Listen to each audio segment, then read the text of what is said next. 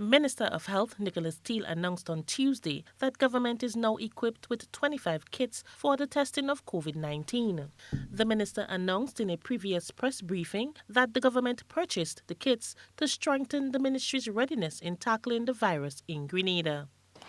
So, if we suspected somebody of having COVID-19, we would test them. With this swab, it's inserted in the nose. This test tube is sent down to CARPHA. We have two protocols set in place for that as well.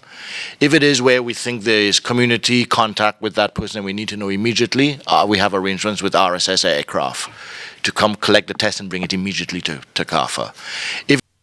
The minister says one sample will be taken from a person who displays symptoms of the virus, and within 4 hours of arriving to the Caribbean Public Health Agency, CARPHA, the result of the sample should be known. Within 4 hours of receiving it, CARPHA will give us the results. Once we have those results, then we will make a decision based on if they're negative, then the person can go on.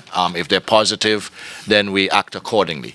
In most cases, if we are going to test somebody, we're not just going to test for COVID-19, we're going to test for influenza as well, in order to determine whether the person has COVID-19 or influenza, because the symptoms are very similar. Coordinator of the COVID-19 committee, Dr. George Mitchell, says that once there is a need to use the kit, it will be available.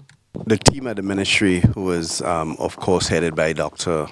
Francis Martin, the CMO, will basically distribute on demand, making sure, though, that the cases fit the definition for testing. In other words, we're not going to just go wildly just like testing folks. We have to fit that particular definition to be tested. Both Dr. Mitchell and Minister Steele were speaking at Tuesday's post-cabinet briefing. For GBN News, I am Rena Pear reporting.